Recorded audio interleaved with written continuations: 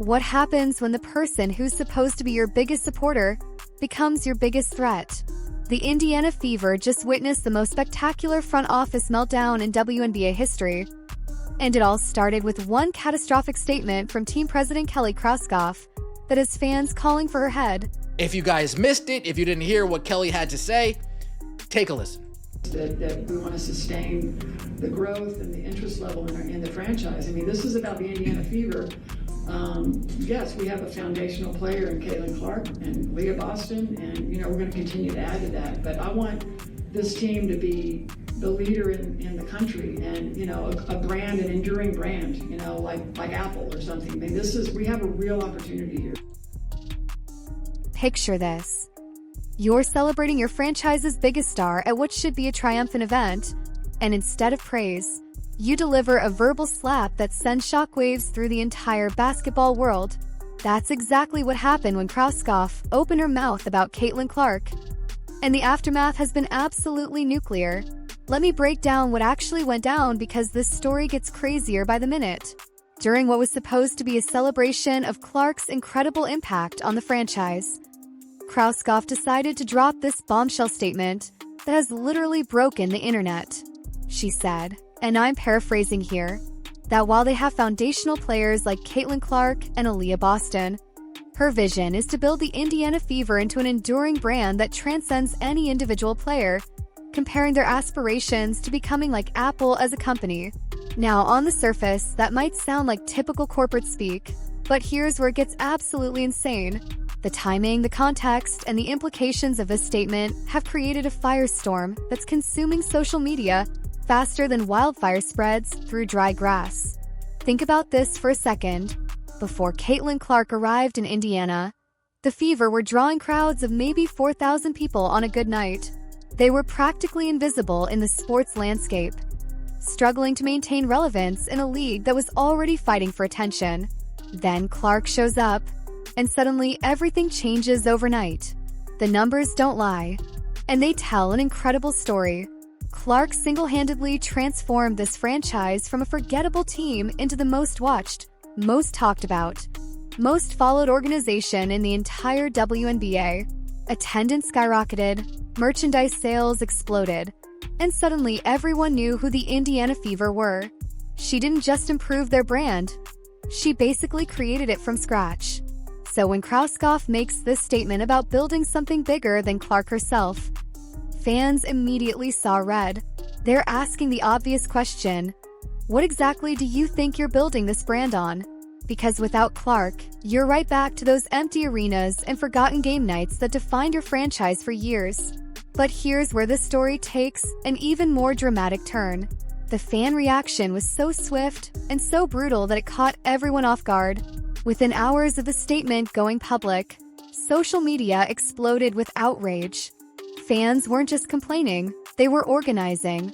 They started talking about boycotts, threatening to stop buying tickets, merchandise, and even stop watching games altogether. One fan response in particular absolutely demolished Krauskopf's entire argument with surgical precision. They pointed out that her Apple comparison was actually perfect, but not in the way she intended. Apple used to be an innovator that focused on creating incredible products, but over time they became more focused on marketing and branding than actual quality and innovation. The fan essentially said, congratulations, you've turned the Fever into modern Apple, a company that's lost sight of what made them great in the first place. This comparison hit like a freight train because it exposed exactly what fans were worried about.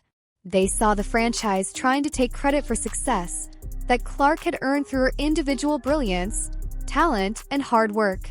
It felt like management was trying to minimize her impact, while simultaneously benefiting from everything she had accomplished. The backlash became so intense that something unprecedented happened. Kelly Krauskopf completely disappeared from social media. We're talking about a complete digital vanishing act.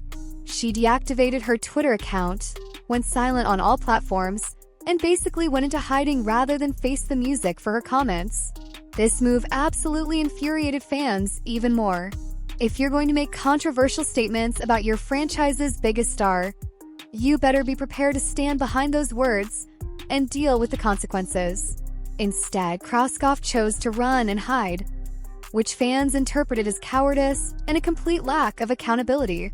Let's put this situation in perspective with a historical comparison that makes the current controversy even more glaring. Back in the 1990s, Michael Jordan was the Chicago Bulls. The franchise didn't try to build something bigger than Jordan. They built everything around Jordan. They embraced his greatness, celebrated his achievements, and created a global phenomenon by recognizing that he was their most valuable asset. The Bulls understood that when you have a generational talent, you don't try to minimize their impact or create some corporate vision that exists separately from their greatness. You build your entire operation around maximizing their potential and letting their success drive your organization to new heights. That's exactly what Indiana should be doing with Caitlin Clark, but instead they're taking the completely opposite approach. They're trying to create some grand vision that somehow exists independently of the player who literally saved their franchise from obscurity. The power struggle here is fascinating because it reveals something deeper about how organizations sometimes react when they receive unexpected success. Instead of gratitude and smart management, we're seeing what appears to be an attempt to control the narrative and take credit for achievements that clearly belong to their star player. Fans are seeing right through this strategy, and they're making their voices heard in ways that organizations can't ignore. When your fan base starts talking about boycotts and actually has the power to follow through, that's when you know you've crossed a line that shouldn't have been crossed. What makes this situation even more interesting is that every other franchise in the league would give anything to have Caitlin Clark on their roster. Teams are probably watching this controversy and thinking about how they would handle having a player of her caliber. The contrast between how other organizations would treat Clark versus how Indiana is treating her makes the Fever's approach look even more problematic. The reality is that Clark's impact on the WNBA extends far beyond just the Indiana Fever. She's brought new fans to the entire league, increased viewership across all teams, and elevated the profile of women's basketball in ways that benefit everyone. For her own franchise to somehow minimize or downplay that contribution feels not just ungrateful, but strategically stupid.